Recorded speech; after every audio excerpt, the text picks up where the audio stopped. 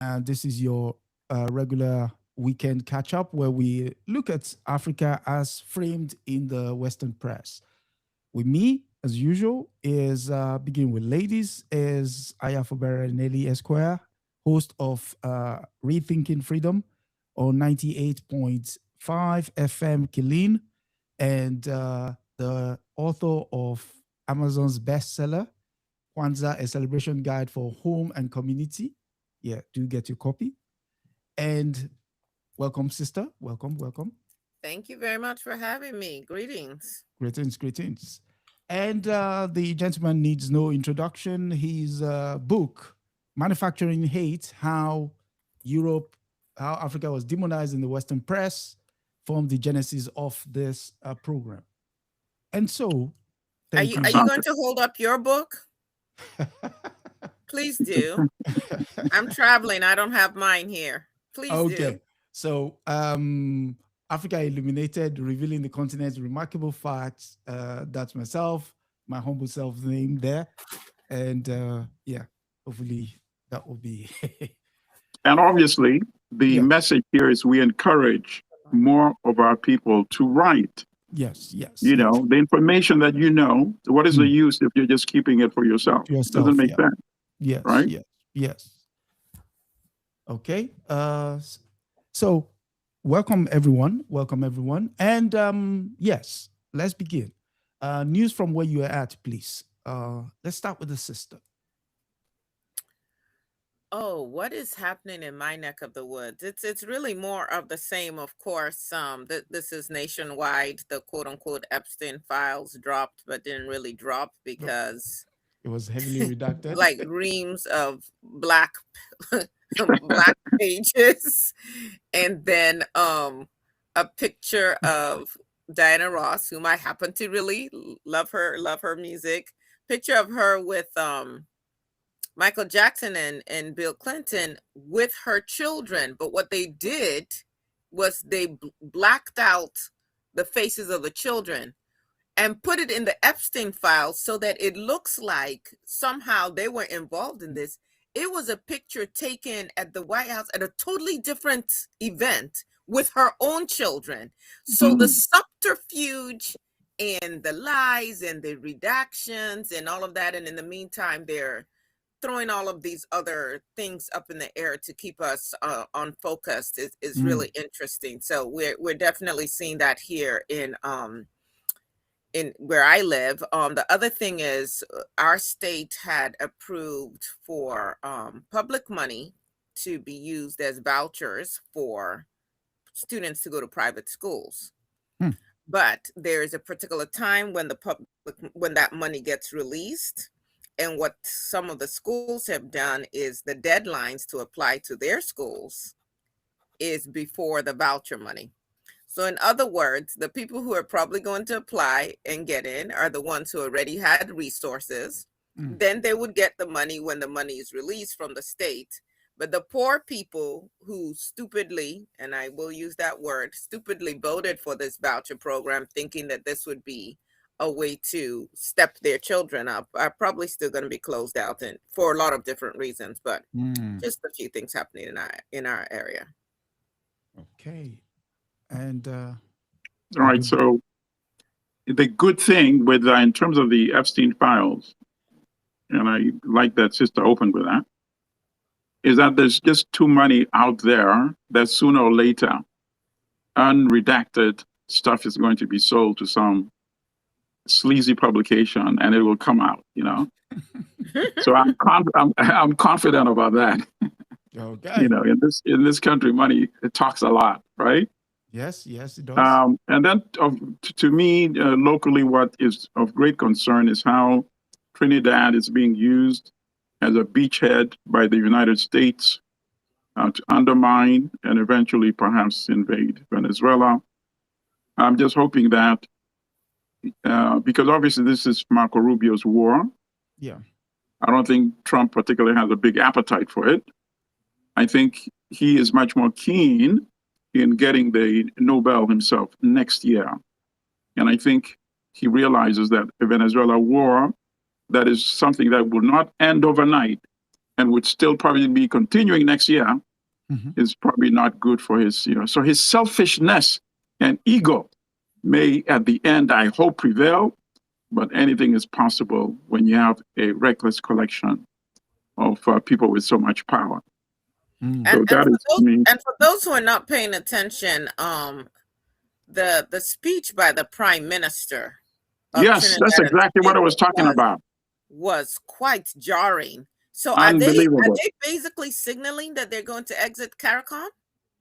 I have not understood it. She was saying, "Oh, our trade with the United States is more than 40%. With Venezuela, it's like 0.000." Like, this lady is nuts. What's going on? It's as if some right-wing conservative in the United States drafted that speech for her, Yeah. And the problem is the audience was clapping too, Okay, Very easy to do. So while all of that was happening, there was an ambassador who was accredited to the United States from here, Christian Thompson. He's going to be the UK ambassador to the United States. But the United States also then agreed that an ambassador will be going out to South Africa in the name of Leo Boswell III. For those who don't know, Leo Boswell III in the 1980s actually supported apartheid. So you know what's coming. He's on the same page with Trump then. Exactly. So you're sending an apartheid sympathizer to South Africa while the idea of the so-called white genocide is on. You can basically a recipe for disaster. So, we'll continue to watch what his movements will be in his new post. But what I like about this current President Trump is that he does not hide exactly who he is, right? I think he's too deranged to do that. He's too far gone. Absolutely, to be subtle about anything. Why should it be surprising that he's sending a booster of apartheid as his ambassador when he's saying you Africans are committing genocide against Europeans? Yes. When in fact the Europeans own 72% of the land and make 8% of the population. European unemployment is 8%. African unemployment is 40%. It goes without saying that white supremacy will do what white supremacy does. What's his name? Gerald Horne wrote a superb book titled "Confronting White Supremacy." White Supremacy Confronted, and in there it lays out the case that the United States has, from time, even regardless of the peaceful governments, have batted for the Europeans with regards to their trappings within the Southern African sphere, be it in Rhodesia, South Rhodesia, which is now Zimbabwe, or Namibia or South Africa, as the case is now. It is always centered about corporate interest, not the people do not matter. And speaking in the Oxford Union debate speech, Malcolm X said, "I prefer the racist apartheid regime that let me know exactly where they stand than the United States that preaches integration but practices segregation and racism." So he said it in 1964, December. That still applies today perfectly. Wow. Speaking of where the lives of people count for nothing, we go to Congo for our first story. And this story is coming from Radio Deutsche Welle, the German outlets, which says the US, DR Congo, US pressure forces M23 to retreat from Uvira. The M23 rebel group withdraw from Uvira under US pressure could reshape dynamics in eastern DR Congo. The question is Rwanda's influence weakening, or this is just a tactical pause? And it goes for the Rwandan-backed M23 agreed on Tuesday to withdraw from the key city of Uvira in the eastern DRC of Congo following a request from the United States. Wow, request. The rebels entered Uvira near the border of Burundi and Rwanda last week, days after the Congolese and Rwandan government signed a peace accord in Washington, D.C. Secretary of State Marco Rubio said the Rwandans' actions violated the UK-US brokered deal and vows to take actions to ensure promises made to the president are kept. Rwandans have repeatedly denied supporting M23 as blamed Congolese and the Burundian forces for the renewed fighting. What do we take from what is currently going on now, considering, yes, they did sign a peace deal, or a business deal, as it were, not really peaceful deal. So the question would be to Sister, would we say this retreat is in good faith, or just simply because the big dogs are now involved in extracting businesses and extracting resources, and we're going to be seeing more of this in the coming years to come? Well, I guess my question would be, how much of a retreat has it been? Because the fact that they might leave the main cities, the minerals are actually out in the quote unquote more rural areas, if I'm not mistaken. Correct. And so I don't know how much of a retreat that really is. I think that to the extent that these people just want to extract the minerals from the area, the people of Congo are of no consequence. Whoa. And if M23 can figure out a way to continue to siphon off what they siphon off without interfering with the United States' bigger scheme to siphon off, I think that they will coexist, quite frankly, because ultimately none of these external forces want stability in that area. None of them want a strong Congo. None of them want to center the people or their needs. It's not about the sovereignty of that nation. So, a number of observations. First of all, Rwandans' continued denial, even in the face of all of this evidence. And if it's not Rwanda, the government sponsoring M23, how come they have a place on your side, in your country, to launch whatever attacks and excursions into the Congo? And what are you doing about that?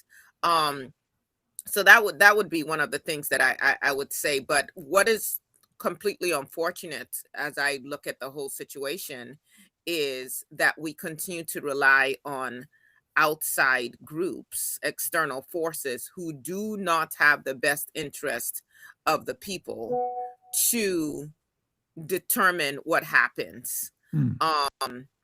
And I just don't see how this so-called brokered peace changes the day-to-day lives of the people of Congo. Now we might say, okay, the slaughtering doesn't continue in that way, and that would be a huge improvement. But just in terms of the long-term effects of constantly extracting, not adding value to the people and to their country, I don't see how that changes, even with what's going on right now.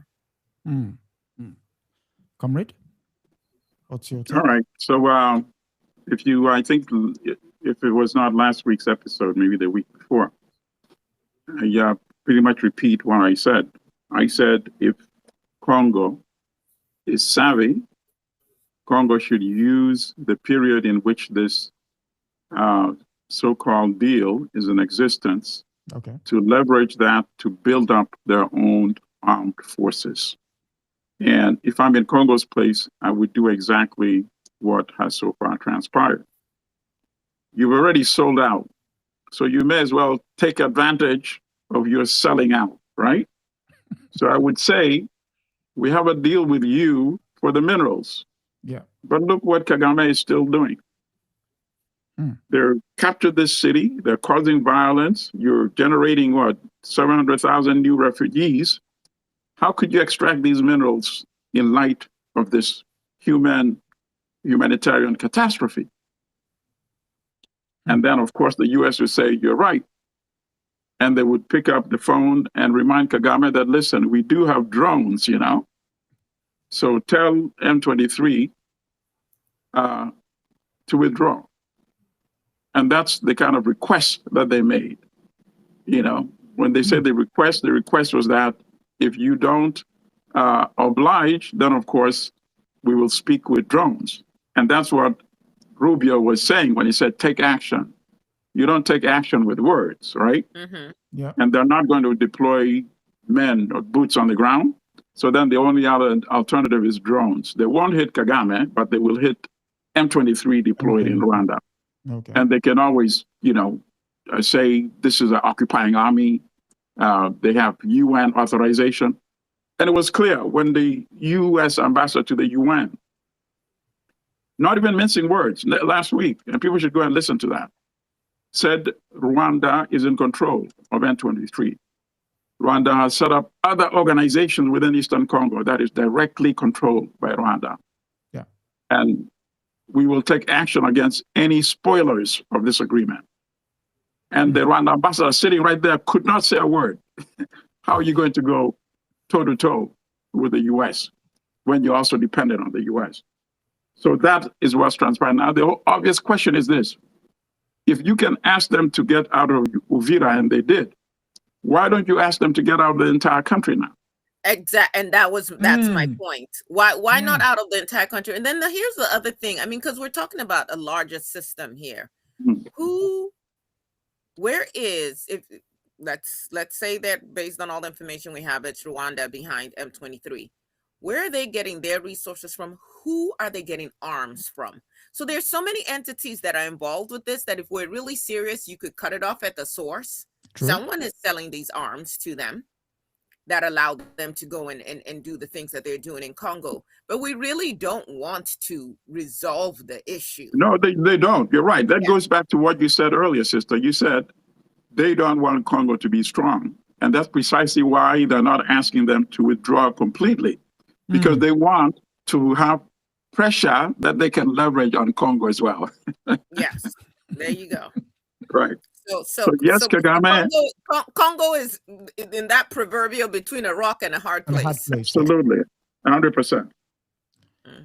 So one final question on this Congo, and then we'll move on, which is, since we know that Rwanda exercises decisive control over the M23, why is it that the United States is reticent about applying sanctions on Rwanda? No, I think we answered that already, because they want enough pressure to remain on Congo as well. Otherwise, Congo can say, you know, this deal we cut with you, now we are too strong. We don't need you anymore.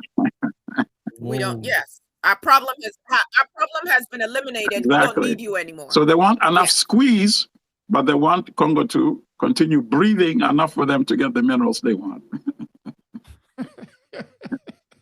And I have one other beef with this article. Why are you quoting Jason Stearns, a European, when Congolese can say the exact quote that Stearns said? Go to Friends of the Congo that have been working for like over 15 years now to highlight these atrocities.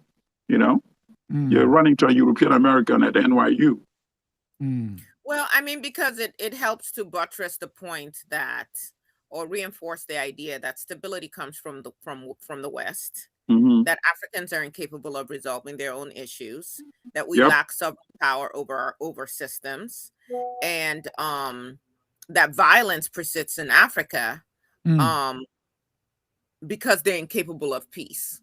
We're just those kind of, you know, these unruly children who just can't get along. And so there's always going to be a need for the presence of the first world to stabilize our places. Of course, they're looking to stabilize their interests, not actually the people. So yeah, we don't need to hear from any African. They're not even capable of anything. Why would we quote them? Yep, and it's up to us to keep demanding. That used to be the case in the United States when so-called liberals spoke for African Americans. Used to be the case when European so-called liberals spoke to the anti-apartheid resistance in South Africa. And we as Africans must demand that Africans are the ones that should articulate the issues on the continent. Yes. Yes. And speaking of articulating, Rwanda seems to be articulating its need not to be seen in bad light. So, which takes us to our next story, which comes from the Atlantic, and it's about sports washing. And Mr. Kagame seems to like the idea that Rwanda is, well, so the article is in the Atlantic and it's titled Arsenal Ban PSG and Visit Rwanda Sponsorship. We would rather wear anything on our sleeves. But Visit Rwanda is visible on the sleeve of the men's and women Arsenal football teams, as well as advertising boards around the Premier League club main Emirates Stadium. It features on the sleeve of PSG's women's side and on the training and warm-up kits of their men. It also appears on the latter sleeve during the Club World Cup this past summer. The government of Paul Kagame, Rwanda's president since 2000, has invested heavily via the country's tourism board on commercial deals with Arsenal, PSG, which is Paris Saint-Germain, Atletico Madrid, and Bayern Munich, and have hosted international sporting events as the UCI Road World Cycling Championship and FIFA's Congress in 2023, where Gianni Infantino, the FIFA president, was re-elected unopposed to serve a second full term.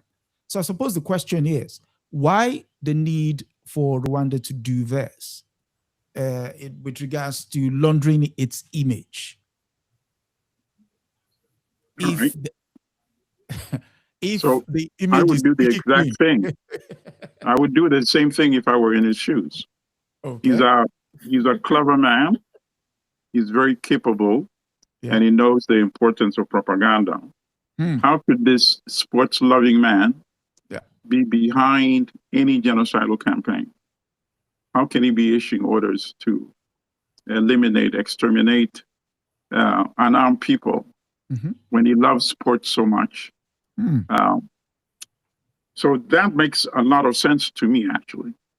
The only problem he has, of course, is that these images, these rosy images, are consistently not matched up on what is being done on the ground. Yeah. Right?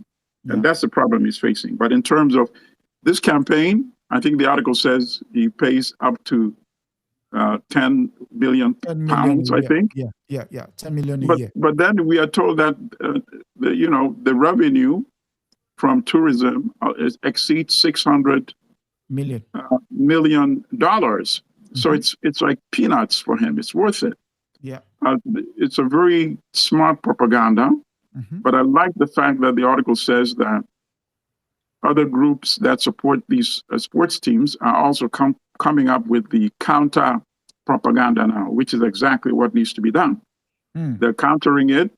I think the article says that one group that is opposing this cozy relationship with Arsenal, the respondents to their own campaign, 90% of them want this contract to end once it expires next year. So that's a very good sign that people are waking up to the fact that these campaigns are just meant to gloss over and really disguise and hide the massive human rights violation that the government of Rwanda has been involved in domestically and regionally as well.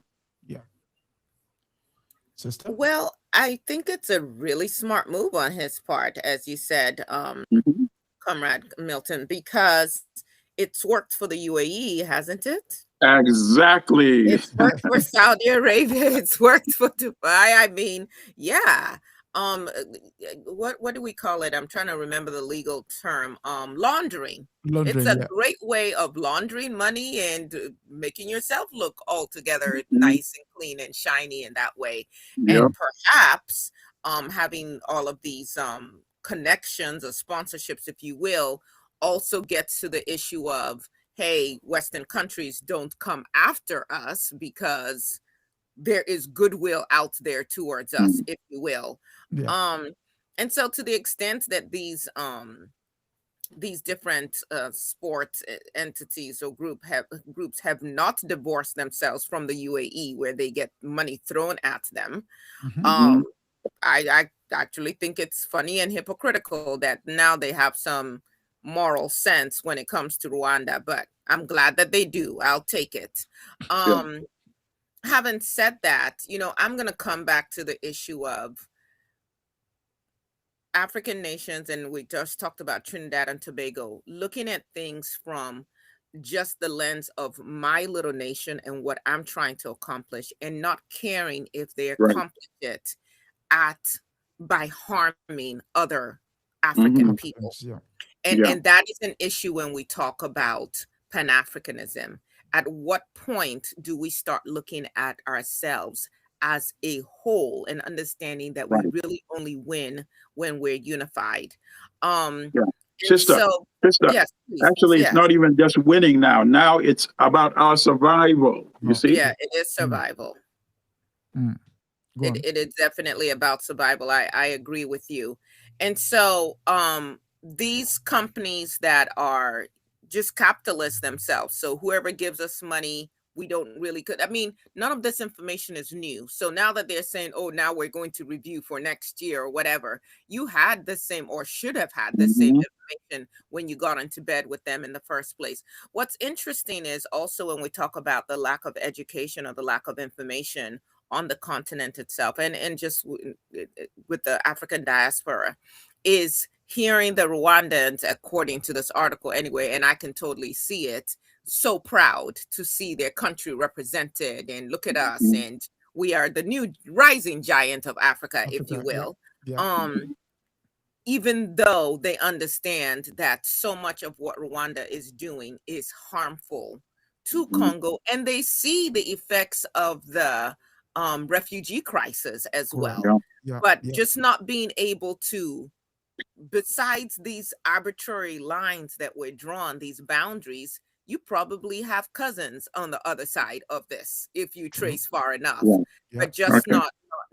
not caring. And so again, I wish that African leaders would care about us as an entity and not just their personal goals and desires. I wish Mm. that African nations, even as we have been carved up, will again look at things from a Pan-African lens than just the individual nation. And for Rwandans to understand that if today your country is doing this to another country of Africans, someone can come and do that to you as well.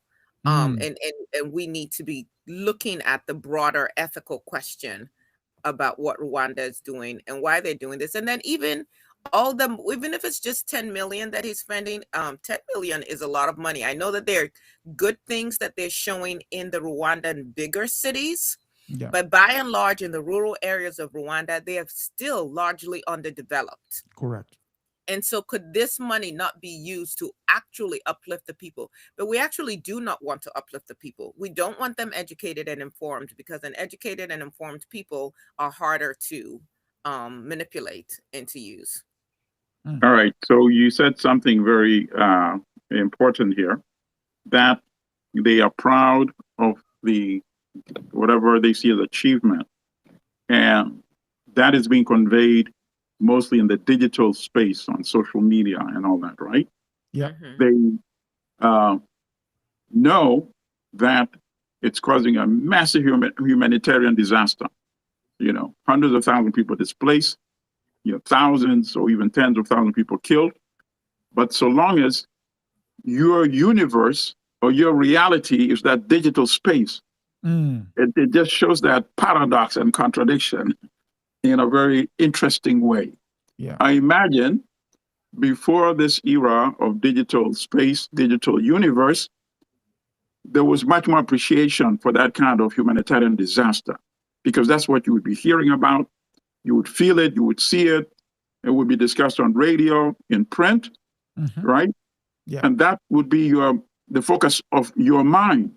But now your mind can actually somehow shove that information to the back recesses of your brain. You see?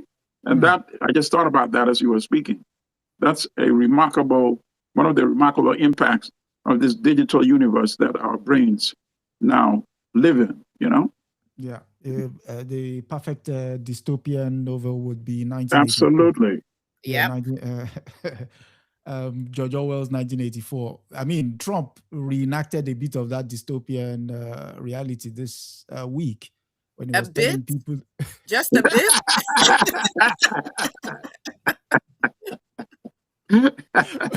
That's I think, very generous. I think, Brother Adesoji, that was the understatement of the century. I think so.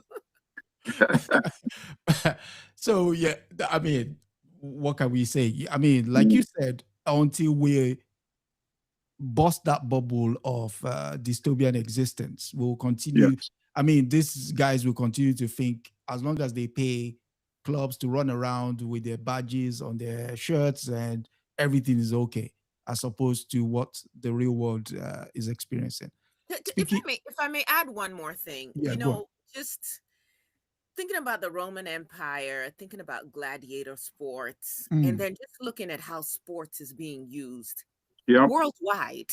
Yeah. Here in the United States, where in spite of what the NFL did, you could not get a significant number of Black people to say, we're not watching this game anymore. I mean, people are still fixated, where you divorce your reality from, hey, I need my fix. I need my escape. I need this thing that allows me to act like my life isn't really what it is.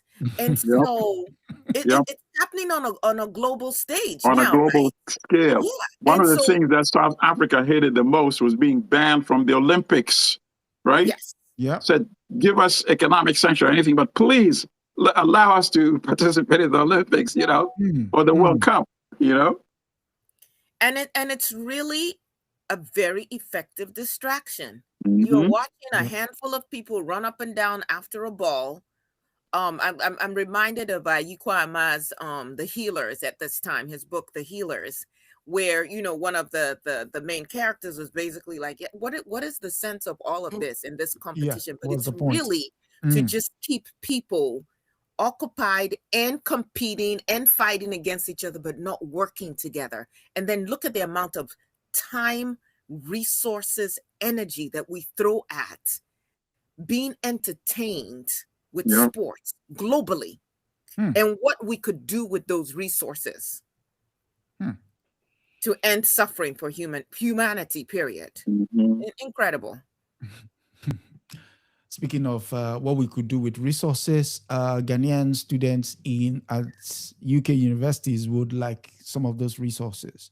And for the next story, we'll go to The Guardian, and it reads, Ghanaian students at UK universities face deportation and funding crisis. Group ask Keir Starmer, who is the Prime Minister of Britain, for help to persuade Ghanaian government to pay backlog of student fees and living allowances. A student from Ghana at UK university says they are in danger of being deported after being stranded by their own government without promised scholarship or tuition fee payments. So the group representing more than 100 doctoral students have petitioned Downing Street and Keir Starmer asking for help to persuade the government to pay the backlog of tuition fees and living allowances running into millions of pounds. The president of the group said some have already been deported by the Home Office after the universities withdraw their registration for non-payment, while others have been evicted from their accommodation or forced to borrow money to survive. There's one other part here. So it says the new government, President John Mahama's new administration was sworn in January, and he found inherited debts to about 110 institutions in the UK worth about 32 million pounds.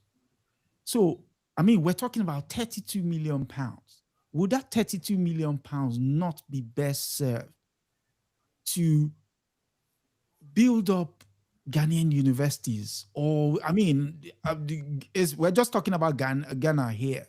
I'm sure the same exists for other African countries within the UK educational sector. All of this money that is being taken out to, quote unquote, create the so-called elite class that will then go and use systems that have been debunked in the same sphere again. What are we doing? Well, actually, I don't oppose sending students for PhD training, because now if you really train them, if you treat them well and they come back, they can really, you have a multiply effect, right? Okay. If it's a different thing, if it's just an undergrad degree, which I think we need to train domestically. And that's where I agree with you. Upgrade our institutions, build more, so we can upgrade them and train our undergrads domestically. When it comes to PhD, you are now creating a specialized set of scholars who can actually now come and reproduce domestically. So there's logic behind that. Okay. But if you're not treating them well, and you're not apparently paying for the training that you send them to acquire, that is a major problem. Because first of all, you don't realize the risk you're taking, because there are the private companies that could snatch these individuals to work for them.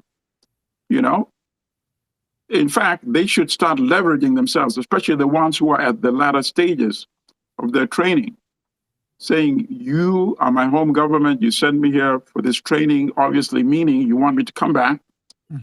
But if you're not paying for it, why should I be beholden to you? So I'm making myself available.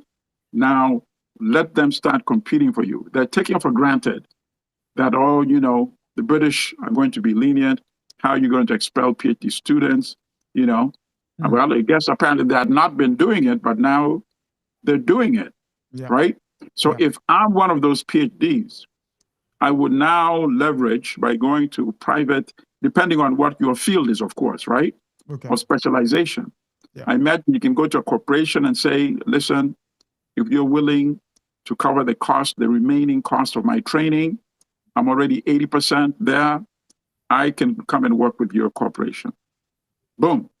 If they start getting deals like that, lo and behold, watch and see how the Ghanaian government is going to find a way to to pay off these arrears within a matter of months. You know, right now they're taking them for granted. That what can these students go anyway? So now they're actually appealing to the British government, because sometimes they know also that there are Africans there who don't take the words of other Africans seriously. So now let's go to a European and let the Europeans speak to the leadership in Ghana. And of course, it's embarrassing. And it might, now you're seeing all these statements coming from the Ghanaian government. It may actually lead to some sort of remedy, even if it's not a complete remedy. Sister? Oh, well, you know, my parents were part of the original wave of the African brain drain. Well, I shouldn't say the original, because actually the original would have started with the Ma'afa, or the African genocide called the transatlantic slave trade, because we know that they took the best and the brightest and the strongest that they could find, which is, and they were able to transfer all of that knowledge and those skill sets to help build, quote unquote, the West. So that would be the first brain drain. But right before independence and following independence, there was another major African brain drain where they identified, I know this personally because my father graduated top of his class from Government College Umah here in Nigeria, was immediately plucked by Shell BP to work for them. And they identified him as, you know, very bright and promising. And so they asked him to take this particular exam. He took it, he excelled, and boom, just like that. They're like, okay, we got a place for you in the UK to study. And he was engaged to my mother at the time. And he said, hey, what happens to my wife? They weren't married yet, but that's what he said. He just impulsively said, what happens to my wife? And they said, oh, absolutely. You know, Mrs. Fubara can come along with you. And everything was paid until he got to the UK and couldn't find a place to live because he Black. But anyway, because they would call to try and get a place to live. And when they call, the place will be available. When they show up and see this skin color, the place was available. That happened a lot, actually, sadly, very sadly. No blacks, no dogs, no Irish. But having said that, so he was sponsored not necessarily by the country, but by these multinational corporations. And the idea was to train their managers. It wasn't to train people who come back and work as though this is their sovereign nation. So on the one hand, comrade, I hear you about um, PhD candidates being able to go and get knowledge that they can come back to our countries and rebuild our countries with. But there's so much indoctrination that happens.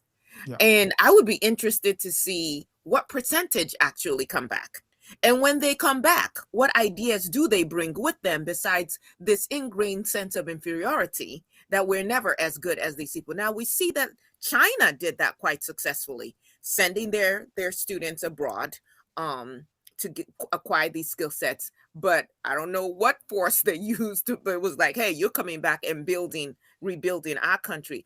But I think that also, and there's also this sense of pride in who you are as quote unquote a Chinaman at that point. You remember when they used to say you don't have you have less of a chance of a Chinaman or something along those lines. Yep. I don't know that we in Africa are doing the same kind of job to really instill this sense of responsibility, as opposed to this idea of, hey, let me go and make it individually. That's one thing. So I would say, I'm not sure what percentage come back, if there are any incentives that are built in, like, hey, you don't come back, then you are required to pay this back. I'm not sure. I don't have those details from this article. Having said that, I do think that yes, there might be some instances where we need to send people to other countries to acquire skill sets, but we absolutely also need to be investing in our own universities. And look at who we send our people to. We're still following the same colonial tracks that were laid down from, before we quote unquote had our independence. Having said that, to send these young people over there and to treat them in this way, where you are struggling to feed, where you're embarrassed, where you can't even focus on your studies because you don't pay your bills, you start getting letters, they might not let you re-enroll for classes, you might not be able to get your grades, things of that nature. It does alienate the students, and it does make them more inclined to possibly not come back home. For what? If I can find a way to get my degree and then stay here. And so all across Europe, all across Canada, United States, so on and so forth, I don't think there's a university you can go to where you're not going to find an African professor or more giving their skill sets to these other nations, except instead of where we live or where we come from. And so, but then the other thing is, how are we managing our money? What is going on with Ghana and with their funding structures that they, approved for these young people to travel, know how much it's going to cost, and yet did not set aside the resources to make it happen? But then the other thing is, as we're talking about reparations, shouldn't this be part of the conversation? You guys stole from us and starved us for so long. And where is the Marshall Plan to rebuild Africa?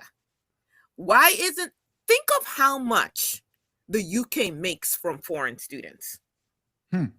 Dangote in Nigeria, the richest man in I think in Africa now,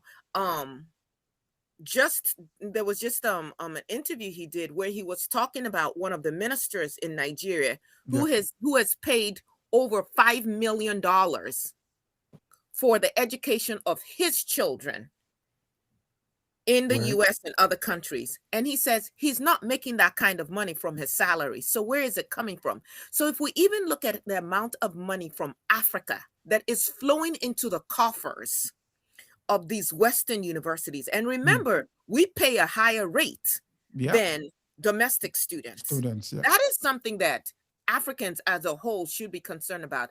But if we're going to send our young people to be trained, we definitely should not send them there to be embarrassed. We should have a system in place. Okay, so I just want to pick up on a point you made toward the end. In terms of the Marshall Plan, in terms of the reparations, African misrulers are actually undermining our campaigns for that. Because if I'm a European ruler, I would say, why should I be giving you any reparations or any Marshall Plan, whether deserved or not, when you have a Paul Biya in Cameroon siphoning off billions of dollars? Why should I add to money that he's going to siphon off as well. So that's why I'm always very emphatic. We need to get rid of these misrulers. They're costing us in so many ways, right? First of all, costing us by allowing our weak, balkanized, multiple states to be taken advantage of because we are weak. We're too many. If we have one armed forces, one border, one foreign policy, one currency, they wouldn't be able to mess with us like that. One president coming and talking about reparations in Europe, people would listen to him, right? True. Because he could be able to exert consequences as well. If you don't take our demands seriously, why should we continue selling our resources to you? You see? So all of it is tied in together. At the end of the day, our best bet really is to keep urging our young people, let's get rid of these useless misrulers. The Musevenis, the Paul Bias, all of them, let them be gone. So we can set up this. Booze. I need to be careful. They might not let me back into the country. So please hush. we didn't hear that. We didn't hear that. It's not already out there. Yeah. I think so you would find a way to make it disappear. Yes, I mean, truth be told, we have the continent is just littered with excuses for leaders. So absolutely, look at it. Come on, a powerful country like Nigeria. 244, 250 million people. Yes, with the resources it has, unbelievable. We can't allow that. We can't. All of us have a collective stake in the success of Nigeria as well. You see? Yeah. I mean,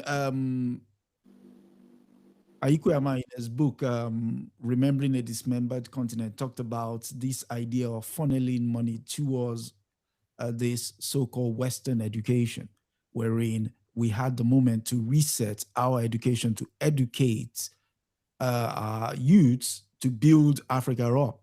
But now what you have is the brain drain. They go out, they bring back the systems where it's so Eurocentric that it's not going to work, and it's not worked over time. And we still continue to go there to get the same fit. It's like, well, it's doing exactly what it was designed to do. Educate the middle managers who will come and ensure that things continue as usual, even though the white man is not there personally. That they've trained their replacement who will continue to think along the same lines. Carter G. Woodson talked about this, the miseducation of the Negro, that's applicable worldwide, unfortunately. Right. But I'm also willing to speculate that a Thomas Sankara might be able to send 100 people for training, and 98 of them would probably come back. I agree. Because they would believe in the project that he's carrying out. Yes. But I'm sent by Tinubu. What incentive do I have to come back? No incentive, especially if you go on the social media and see his daughter. His daughter is some kind of influencer and showing off money and so on and so forth. So their children are living, showing themselves on private jet planes and things of that nature. Hey, I want that too. Why am I going back? No, we gotta stop that. Yes, I mean, it's shocking. Sometimes it beggars belief. Let's not even go down that road. Let's go on to the last and final story for today. I'm minded of the comrade's time, and it's from the Caribbean. And someone asks, why the Caribbean? We're talking about the global Africa here. So it reads, Rebranded Plantations, How Empire Shaped Luxury Caribbean Tourism. Research shows that the British colonial wealth extraction system still influenced the region's tourist industry. There's a part here that I highlighted. Okay, so let's begin from here. It says, on the Codrington plantations in the mid-18th century, 43% of the enslaved died within 3 years of their arrival. Life expectancy at birth for an enslaved person on the island was 29 years old. And this was the incalculable human cost of the transatlantic slave economy. On the back of this suffering was built extraordinary wealth for British colonial powers, and it goes on. But there's this family here, the Drax family. And I would, let me just say this. The Drax family is the direct line from the enslaved. And as at 2 years ago, we still had a member of parliament of that same name. In fact, there was a book written titled, let me see if I have my copy here. It's titled Drax Hall. Yeah. And it's based entirely on 17 centuries of that 17 generation of that family, and how there is a direct line between what is happening in terms of the capture of the economy within that sphere. And they are still existing today. We still pour into the economy. They still have estates where people go for grouse shooting and to have some pheasants and what have you. But yet, the luxury economy is on and running. And guess who wants to go on some of those boats? Ourselves. We're the ones who are constantly funneling our money into systems that have been used to perpetuate exploitation and extractive industries. In fact, there's a survey there where it shows that most of these tourist companies are destroying the environment in innumerable measures, and yet we're still lining up to go on those ships. Over to you. All right. So you said white Caribbean in the beginning because this is relevant to the continental Africa as well. Yeah. The same history, the same experience in terms of the colonial history, the infrastructure that was set up. The absentee landlords are still reaping the benefits. Yep. In this story, it says 80% of the profit is repatriated back to Europe, does not go to the domestic economy. That's the setup we have right now. We still have absentee landlords in Kenya, right? Yes. Think about that.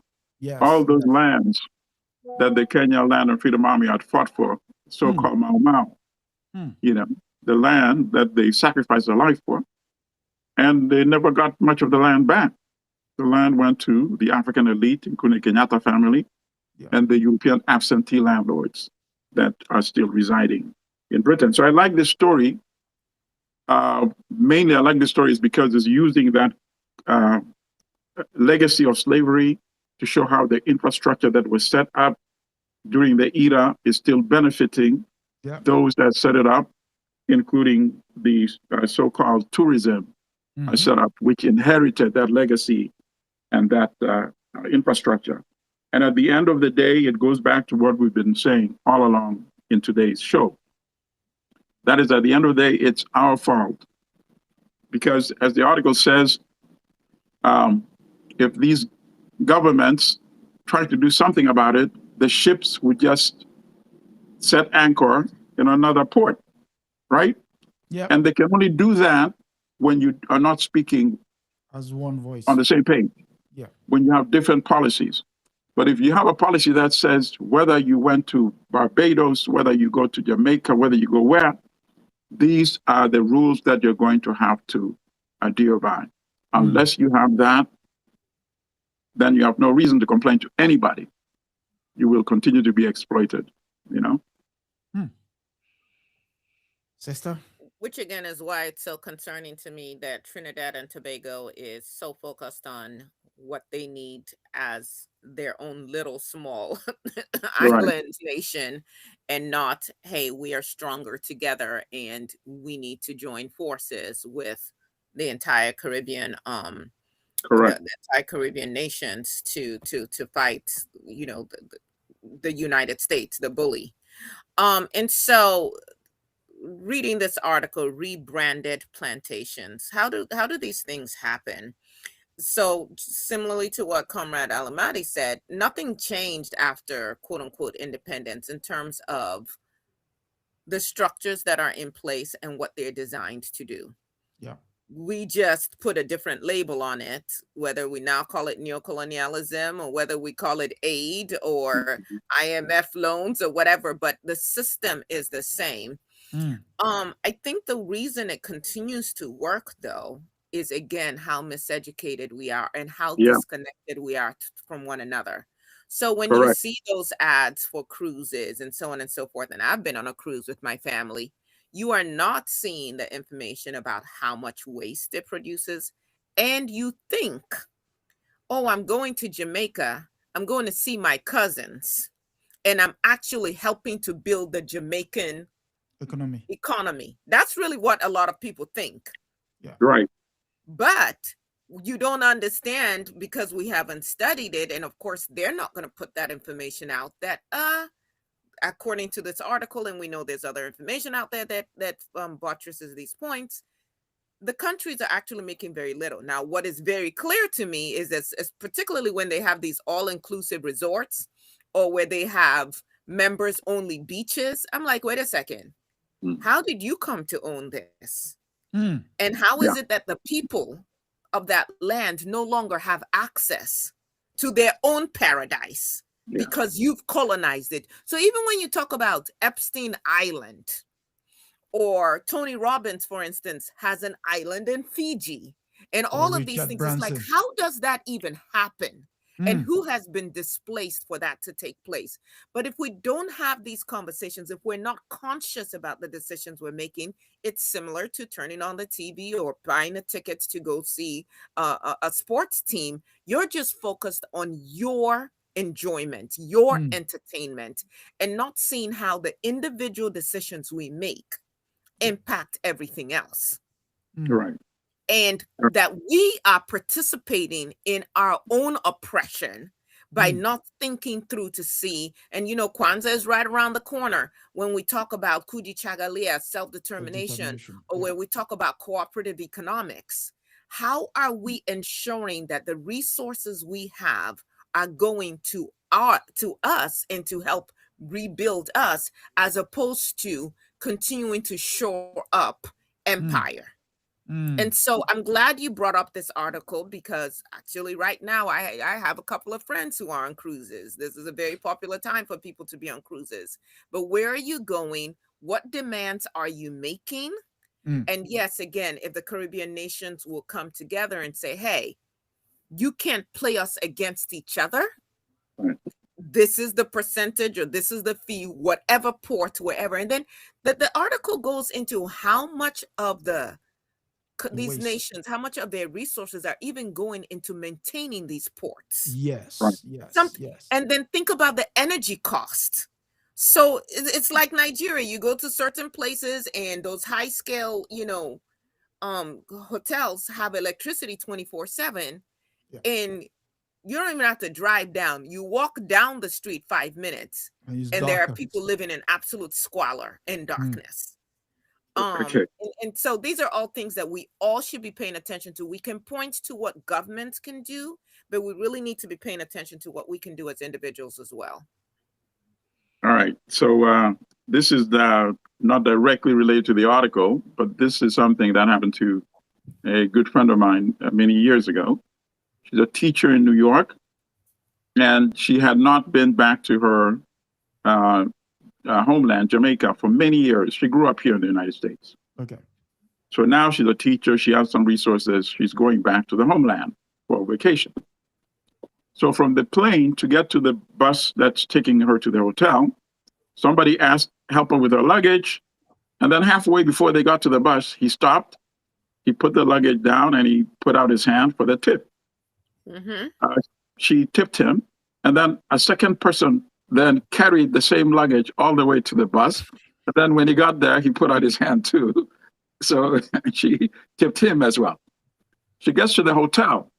She's on the line to register the hotel. And then it's her turn, and she's face to face with the receptionist now to register. Okay. And the receptionist looks to somebody behind her, a European, and say, yes, can I help you? The European, of course, refused to, step in front of her, right? She complains to the manager. So now her vacation is ruined. On her way back, and you know these, in our tropics, the plane, you come on the tarmac and you physically climb the stairs to go up. Yeah. She's approaching the plane, and there are the security folks in front of the plane. And she's asked to step aside to the left. And before she got there, she noticed that 3 or 4 other people had been asked to step aside to the left as well for extra screening. And all of them were people of African ancestry. Not a single European was asked to step aside. All of them just waved in to stop boarding and climbing the stairs. When it got to her turn, and when they told her that, it was Europeans who were around her who said, no, we're not going to let her do that unless you ask us to step aside as well. Think about that. She said, Milton, that's the last time I'm ever going to set foot in Jamaica. Oh, God. So I was reminded of all of this. And what is that about? Colonized minds. Absolutely. 100%. Yeah. Yes. I'm minded for us to end on a happy note rather than that somber note. We're going to mark the new year. Sister Aya and I are going to start a new podcast titled Griot and Books. I'm going to post the book lists in the community post, and we'll take it from there. So look out for the community post. It's about time. It's about time. The many books that our people, our own people, need to know. Yes. So kudos to that. If we keep talking about education, yes, we need to do something about it. Yes. Kudos for that. We're going to be reading 1 book a month. And so the last Saturday of each month at 3 p.m. Eastern Standard Time, Sister Aya and another guest or couple of guests will sit and talk about their takes on the book.